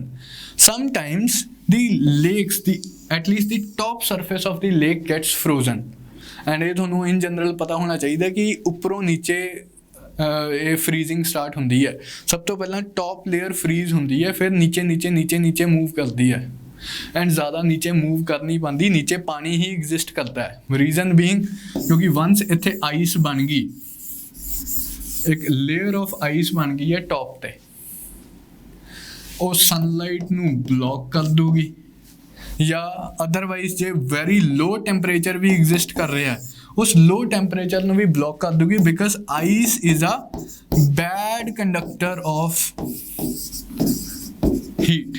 ਇਹ ਹੀਟ ਨੂੰ ਕੰਡਕਟ ਨਹੀਂ ਹੋਣ ਦਿੰਦੀ, ਇਹ ਨੀਚੇ ਵਾਲੀ ਹੀਟ ਨੂੰ ਨੀਚੇ ਸਟੋਰ ਕਰਕੇ ਰੱਖਦੀ ਹੈ, ਉੱਪਰ ਵਾਲੀ ਜਿਹੜੀ ਐਟਮੋਸਫੇਰਿਕ ਠੰਡ ਹੈ ਉਹਨੂੰ ਉੱਪਰ ਹੀ ਰੱਖਦੀ ਹੈ। ਤਾਂ ice the layer it acts as an insulator, ਇਸ ਕਰਕੇ ਉੱਪਰ ਤਾਂ ਆਈਸ ਲੇਅਰ ਡਿਪੋਜ਼ਿਟ ਹੋ ਜਾਂਦੀ ਹੈ ਲੇਕਿਨ ਨੀਚੇ ਪਾਣੀ ਰਹਿੰਦਾ ਹੈ। ਹੁਣ ਇਸ ਲੇਕ 'ਚ ਲੈਟ ਅਸ ਸੇ ਕਿ ਆਈਸ ਜੰਮਣ ਤੋਂ ਪਹਿਲਾਂ ਕੁਝ ਐਕੁਐਟਿਕ ਲਾਈਫ ਵੀ ਐਗਜ਼ਿਸਟ ਕਰਦੀ ਸੀ, ਕੁਝ ਫਿਸ਼ ਵੀ ਰਹਿ ਰਹੀ ਸੀ, ਕੁਝ ਪਲਾਂਟਸ ਵੀ ਹੋਣਗੇ, ਕੁਝ ਫਿਸ਼ ਵੀ ਹੋਊਗੀ। ਹੁਣ ਇਹ ਫਿਸ਼ ਆਪਣਾ ਆਕਸੀਜਨ ਕਿੱਥੋਂ ਲੈ ਰਹੀ ਹੈ? From the oxygen that is dissolved in this water body. ਇਸ ਵਾਟਰ ਬੋਡੀ 'ਚ ਆਕਸੀਜਨ ਕਿੱਥੋਂ ਆ ਰਹੀ ਸੀ? ਜਾਂ ਤਾਂ ਇੰਟਰਫੇਸ ਤੋਂ ਆ ਰਹੀ ਸੀ, ਆਪਾਂ ਹੁਣੇ ਕੀਤਾ, ਜਾਂ ਫਿਰ ਜਿਹੜੇ ਇੱਥੇ ਪਲਾਂਟਸ ਵਗੈਰਾ ਹੈ ਉਹ ਜਿਹੜੇ ਆਕਸੀਜਨ ਰਿਲੀਜ਼ ਕਰ ਰਹੇ ਸੀ। ਉਹ ਪਲਾਂਟਸ ਆਕਸੀਜਨ ਕਦੋਂ ਰਿਲੀਜ਼ ਕਰ ਰਹੇ ਸੀ? ਜਦੋਂ ਉਹਨਾਂ ਨੂੰ ਸਨਲਾਈਟ ਮਿਲ ਰਹੀ ਸੀਗੀ ਐਂਡ ਉਹ ਫੋਟੋਸਿੰਥੇਸਿਸ ਕਰ ਰਹੇ ਸੀ। ਹੁਣ ਕੀ ਜਿਹੜੇ ਨੀਚੇ ਪਲਾਂਟਸ ਰਹਿ ਗਏ ਹੈ, ਕੀ ਉਹ ਫੋਟੋਸਿੰਥੇਸਿਸ ਕਰ ਪਾਉਣਗੇ? ਕਿਉਂਕਿ ਲਾਈਟ ਤਾਂ ਆ ਨਹੀਂ ਸਕਦੀ, ਲਾਈਟ ਤਾਂ ਬਲੌਕ ਹੋ ਗਈ ਹੈ। ਫੋਟੋਸਿੰਥੇਸਿਸ ਉਹ ਕਰ ਨਹੀਂ ਪਾਉਣਗੇ, ਇੰਟਰਫੇਸ ਐਗਜ਼ਿਸਟ ਹੀ ਨਹੀਂ ਕਰਦਾ ਕਿਉਂਕਿ ਆਈਸ ਡਿਪੋਜ਼ਿਟ ਹੋ ਗਈ ਹੈ, ਇੰਟਰਚੇਂਜ ਆਫ ਗੈਸਿਸ ਹੋ ਨਹੀਂ ਸਕਦਾ। ਯਾਨੀ ਕਿ ਇਸ ਵਾਟਰ ਬੋਡੀ 'ਚ ਆਕਸੀਜਨ ਡਿਪਲੀਟ ਹੋਣਾ ਸਟਾਰਟ ਹੋ ਜਾਊਗਾ। ਐਂਡ ਇੱਕ ਪੁਆਇੰਟ ਮਤਲਬ ਜੇ ਕਾਫੀ ਲੰਬਾ ਸੀਜ਼ਨ ਹੈ and depth of water sufficient ਨਹੀਂ ਹੈਗੀ, ਇੱਕ ਪੁਆਇੰਟ ਆਫ ਟਾਈਮ ਇੱਦਾਂ ਆਊਗਾ ਜਦੋਂ oxygen will not be sufficient to support the biodiversity in this lake and it would result in death of the fishes. ਜਦੋਂ ਅਗੇਨ ਸਪਰਿੰਗ ਸੀਜ਼ਨ ਆਉਂਦਾ, snow melt ਹੁੰਦੀ ਹੈ, ਤਾਂ ਆਪਾਂ ਦੇਖਦੇ ਹਾਂ ਕਿ ਜਿੰਨੀ ਵੀ ਫਿਸ਼ ਵਗੈਰਾ ਸੀਗੀ ਇਸ ਵਾਟਰ ਬੋਡੀ 'ਚ ਉਹ ਸਾਰੀ ਡੈਡ ਪਾਈ ਜਾਂਦੀ ਹੈ। ਆਲ ਦੀ like the entire ecosystem has been destroyed. An ice layer on the top of the cut off light, photosynthesis stops but respiration continues। ਹੁਣ fish ਨੇ ਤਾਂ ਰਹਿਣਾ ਹੀ ਹੈ, ਉਹਨਾਂ ਨੂੰ oxygen ਤਾਂ ਚਾਹੀਦੀ ਹੈ। The oxygen gets depleted and the fish die। This phenomena is known as winter kill। ਅਗਲੇ ਟੌਪਿਕ ਤੇ ਆਉਂਦੇ ਜੀ ਯੂਟ੍ਰੋਫਿਕੇਸ਼ਨ, ਜਾਂ ਇਹਦੇ ਨਾਲ ਹੀ ਐਸੋਸੀਏਟਡ ਇਹਦਾ ਜੋ ਕੌਨਸੀਕੁਐਂਸ ਹੈ ਐਲਗਲ ਬਲੂਮ। यूट्रोफिकेशन की है ये टर्म पहली गल आप यूज़ करते हैं for the excessive enrichment of water bodies by nutrients. किसी भी वाटर बॉडी च जे आप एक्सेसिव न्यूट्रीएंट्स पा देंगे उस प्रोसैस तो आप कहने हैं eutrophication. It is associated with addition of nutrients। किस तरह के nutrients? Again carbon based nutrients, nitrogen based nutrients, phosphorus based nutrients। primarily nitrogen and phosphorus based nutrients की जो addition होती है, ਇਹਦਾ consequence ਕੀ ਹੈ? when we add too many nutrients to a water body, ਆਪਾਂ ਕਿਉਂ ਐਡ ਕਰਨੇ ਆ? ਜਾਂ ਤਾਂ ਇਹ ਨੈਚੁਰਲੀ ਵੀ ਐਡ ਹੋ ਸਕਦੇ ਆ ਜਾਂ ਮੈਨ ਮੇਡ ਆਪਾਂ ਕਿਸ ਤਰ੍ਹਾਂ ਐਡ ਕਰ ਸਕਦੇ ਹਾਂ? ਲੈਟਸ ਸੇ ਮੇਰਾ ਇੱਕ ਲੇਕ ਦੇ ਨਾਲ ਮੇਰੀ ਇੱਕ ਐਗਰੀਕਲਚਰਲ ਫੀਲਡ ਹੈ, ਉਸ ਐਗਰੀਕਲਚਰਲ ਫੀਲਡ 'ਚ ਮੈਂ ਐਕਸੈਸਿਵ ਫਰਟੀਲਾਈਜ਼ਰਸ ਦਾ ਇਸਤੇਮਾਲ ਕੀਤਾ, ਬਹੁਤ ਯੂਰੀਆ ਦਾ ਇਸਤੇਮਾਲ ਕੀਤਾ ਐਂਡ ਮੈਂ ਐਕਸੈਸਿਵ ਇਰੀਗੇਸ਼ਨ ਦਾ ਵੀ ਇਸਤੇਮਾਲ ਕੀਤਾ ਕਿਉਂਕਿ ਮੈਨੂੰ ਹੈ ਕਿ ਮੇਰੀ ਯੀਲਡ ਵੱਧ ਜੇ, ਪ੍ਰੋਡਕਸ਼ਨ ਵੱਧ ਜੇ। ਹੁਣ ਉਹ ਜਿਹੜਾ ਸਾਰਾ ਪਾਣੀ ਹੈ ਅੰਡਰਗਰਾਊਂਡ ਵਾਟਰ ਤੋਂ ਟਰੈਵਲ ਕਰਦਾ ਕਰਦਾ ਉਸ ਲੇਕ 'ਚ ਚਲਾ ਜਾਊਗਾ। ਉਸ ਵਾਟਰ 'ਚ ਜਿਹੜੇ ਡਿਜ਼ੋਲਵਡ ਨਿਊਟਰੀਐਂਟਸ ਹੋਣਗੇ, ਜਿਹੜਾ ਯੂਰੀਆ ਆਪਾਂ ਸਪਲਾਈ ਕੀਤਾ, ਫਰਟੀਲਾਈਜ਼ਰਸ ਆਪਾਂ ਐਡ ਕੀਤੇ ਹੈ, ਉਹ ਨਿਊਟਰੀਐਂਟਸ ਵੀ ਪਾਣੀ 'ਚ ਡਿਜ਼ੋਲਵ ਹੋ ਕੇ ਨੀਚੇ ਉਸ ਵਾਟਰ ਬੋਡੀ 'ਚ ਐਡ ਹੋ ਜਾਣਗੇ। Enrichment of water body with nutrients by artificial means. ਇਹ ਐਕਸੈਸਿਵ ਐਨਰਿਚਮੈਂਟ ਲਈ ਆਪਾਂ ਟਰਮ ਯੂਜ਼ ਕਰਦੇ ਹਾਂ ਯੂਟ੍ਰੋਫਿਕੇਸ਼ਨ। ਹਾਰਮਫੁਲ ਕਿਉਂ ਹੈ? ਇਹ ਡਾਇਗਰਾਮ ਐਕਸਪਲੇਨਸ ਇਟ ਆਲ ਕਿ ਆਪਾਂ ਐਕਸੈਸਿਵ ਨਾਈਟ੍ਰੋਜਨ ਫੋਸਫੋਰਸ ਨਿਊਟਰੀਐਂਟਸ ਨੂੰ ਐਡ ਕੀਤਾ, ਉਹਦੇ ਨਾਲ ਕੀ ਹੁੰਦਾ ਹੈ? It stimulates the growth of ਫਾਈਟੋਪਲੈਂਕਟਨਸ।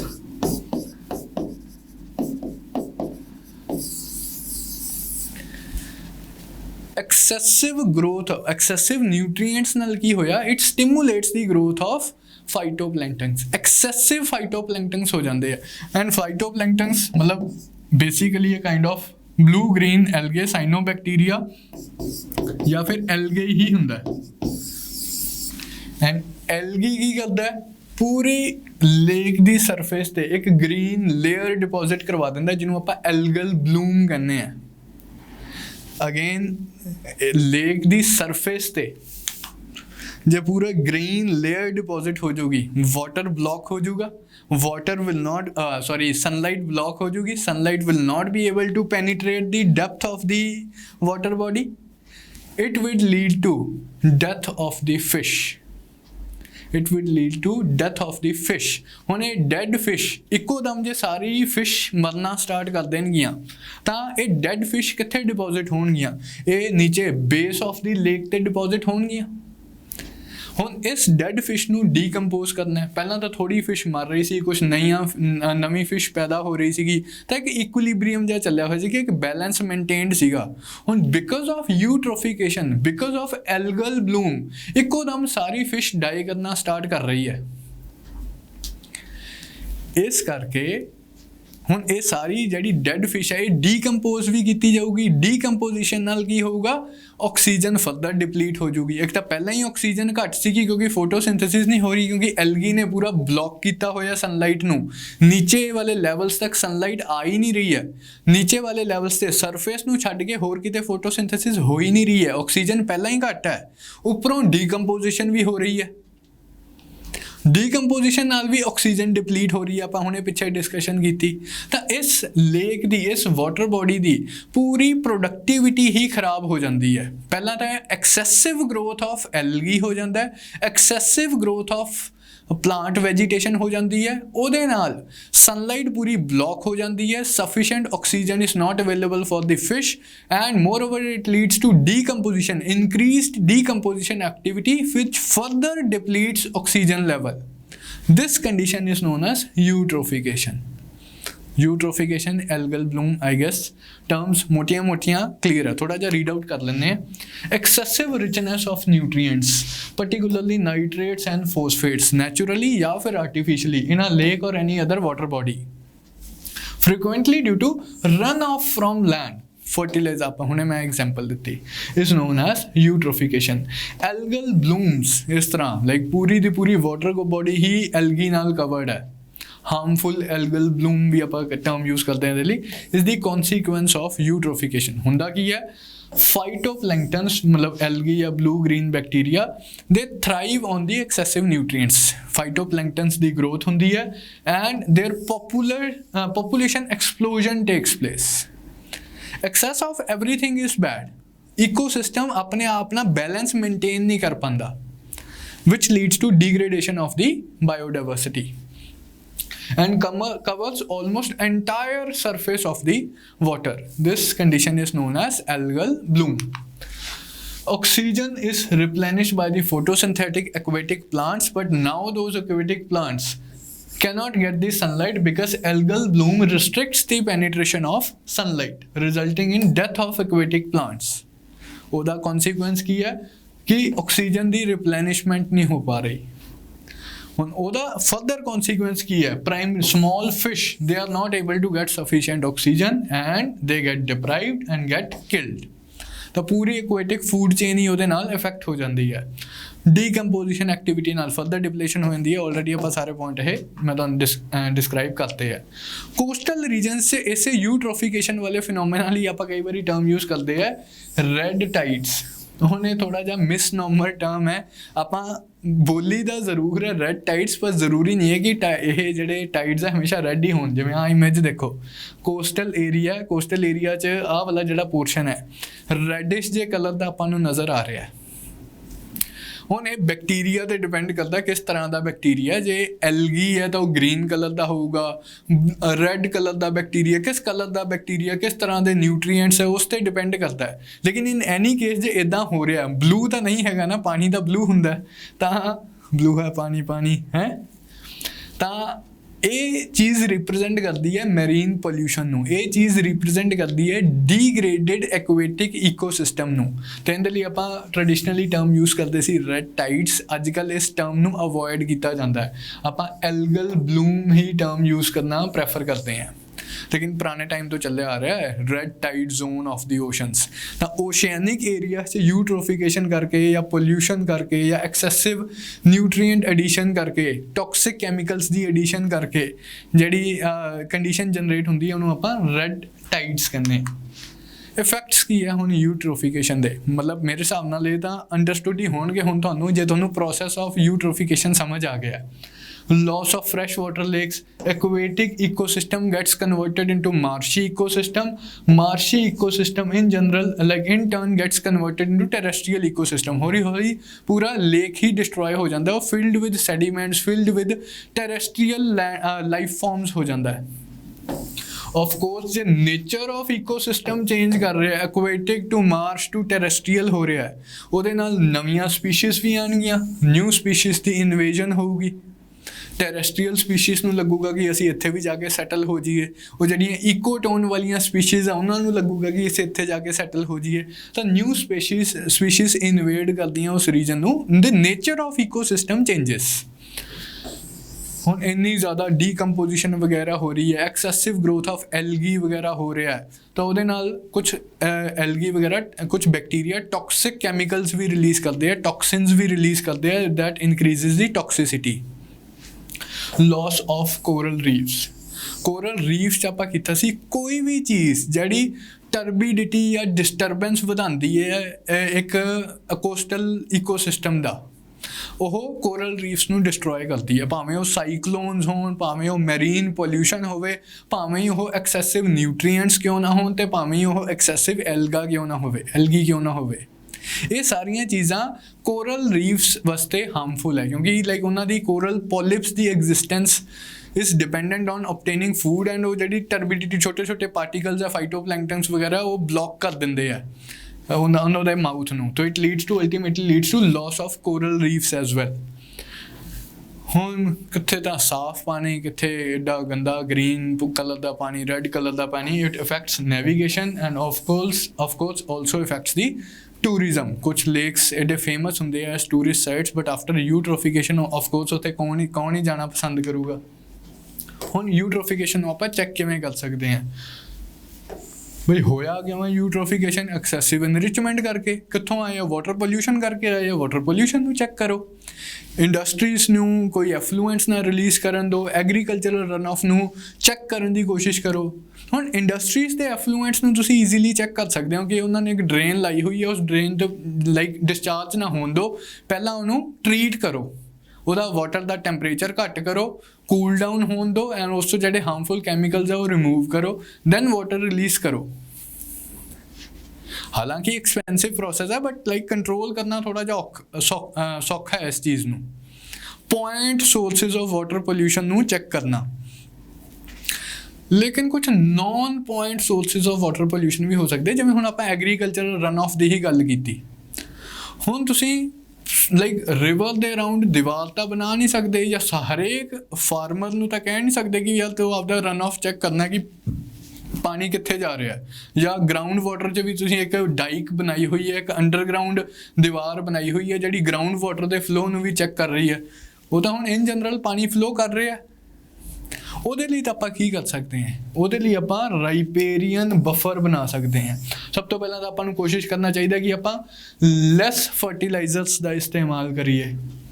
In general nitrogen ਐਮਿਸ਼ਨਸ ਨੂੰ ਵੀ ਚੈੱਕ ਕਰੀਏ, ਤਾਂ ਕਿ ਏਅਰ ਵਾਟਰ ਇੰਟਰਫੇਸ 'ਤੇ ਜਿਹੜੀ ਹੋ ਰਹੀ ਹੈ, ਮੈਂ ਦੱਸਿਆ ਸੀਗਾ ਕਿ ਏਅਰ ਵਾਟਰ ਇੰਟਰਫੇਸ 'ਤੇ in general exchange of gases ਹੋ ਰਹੀ ਹੈ, ਪੋਲਿਊਟੈਂਟਸ ਵੀ ਤਾਂ ਐਕਸਚੇਂਜ ਹੋ ਰਹੀ ਹੈ। ਇਸੇ ਤਰ੍ਹਾਂ ਸਲਫਰ ਡਾਈਆਕਸਾਈਡ ਉੱਪਰ ਹੈ, ਸਲਫਰ ਡਾਈਆਕਸਾਈਡ ਨੀਚੇ ਚਲੀ ਜਾਂਦੀ ਹੈ, ਐਬਜ਼ੌਰਬ ਹੋ ਜਾਂਦੀ ਹੈ, ਐਂਡ ਸੋ ਔਨ।